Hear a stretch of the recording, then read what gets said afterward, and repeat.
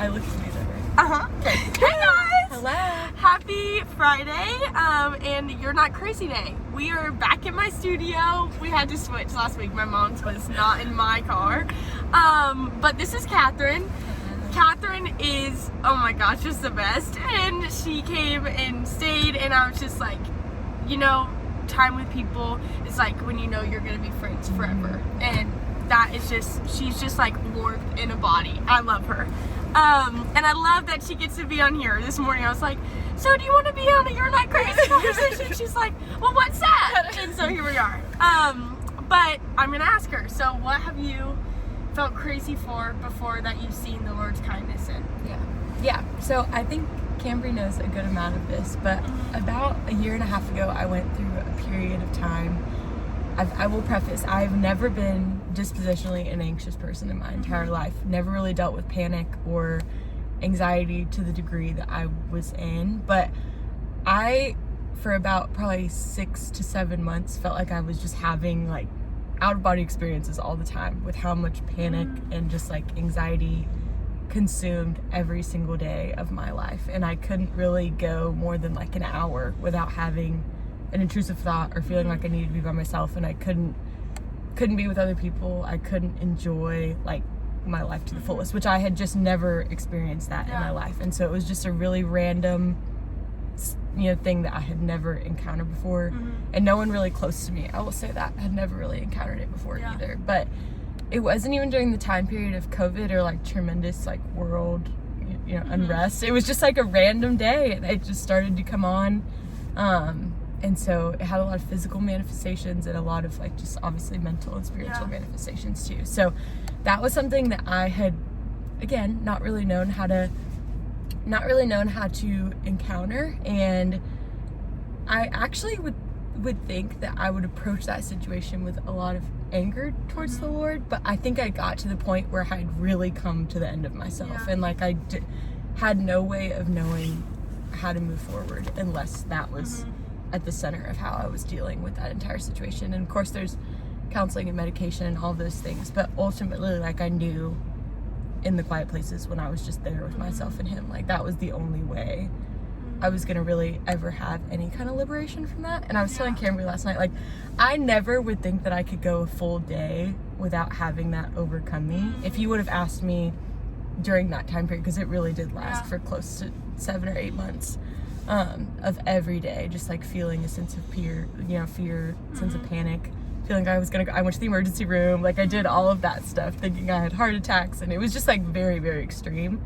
And I think the day that I was like met with complete kindness, and it was a girl that I had mentored throughout my entire time at UGA. She reminded me a lot of you. Like she just never, it never felt like she could have a bad day. Like she just had a really high upbeat spirit about her. She was really well loved in her sorority, really, really cared for by a lot of people at UGA. And one day we were sitting at a coffee date, just reading together, and she had no idea that I was, and that was probably a miss. I will say that was a miss in hindsight, that I had not confided in her about how much I was just dealing spiritually with that situation.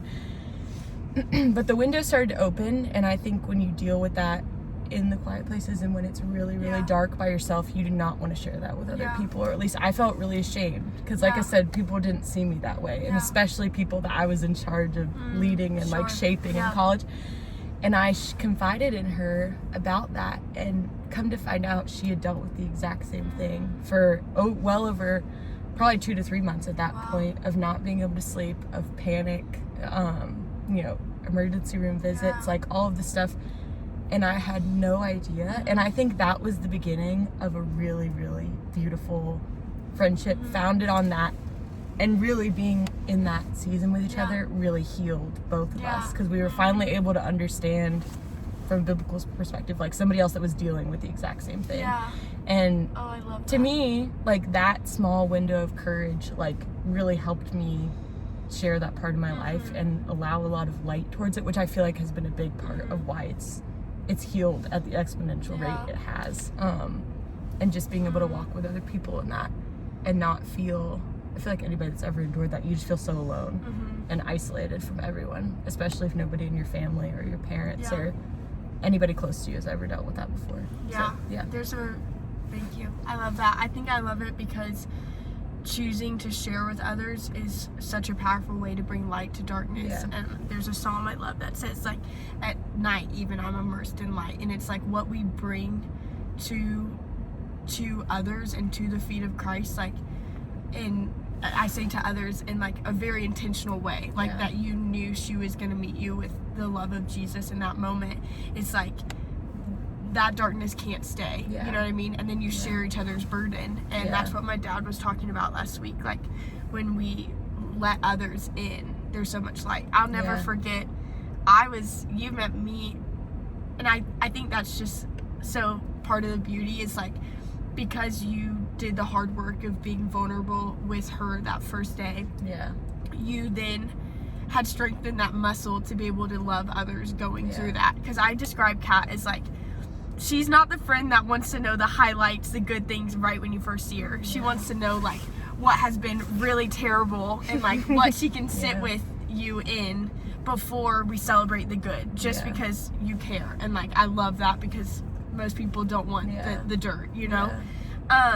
But there was one day that I called you and was telling you about what I had been through. And I'll never forget, you started crying for me that day on the phone call. And it was just like, for the Lord's kindness to be like, no, someone's standing with you in this. That's tangible, because we know he's with us. But when he gives us a physical body and a friend to stand with us, or even through a phone call that day, it's like, what he did in you, the healing, then became part of my healing, because I felt way more seen and like understood than even by my own family at that time.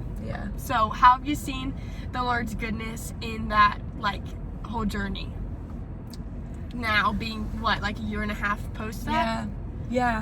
I think I would go to, you know, during that period of time, I would go 2 to 3 days without feeling anything, and I would feel complete like bliss and like, oh my gosh, this is over, and like, I'm never gonna have to deal with this again. And I think now I have so much more faith and trust developed in the belief that even if that was to happen again, I completely know at this point like the recipe that it takes to combat something like that. And like, I love that. I feel like I don't, like, if I do have an intrusive thought, if I do have like a period of time of panic, my first thought is also now like, I always thought to call my boyfriend or my mom or, you know, somebody just to physically like explain and just dump what was happening. And I feel like now, whenever that happens, I just, even if it's in the middle of a work day or in the middle of a meeting, like, I just go to the bathroom and I just have like a moment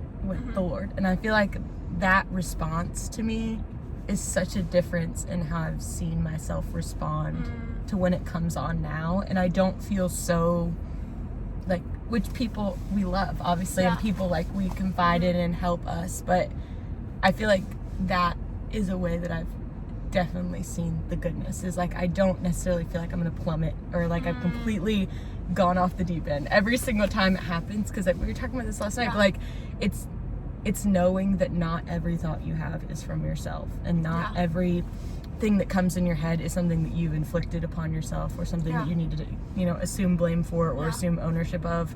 And I feel like that has allowed me a lot of freedom too.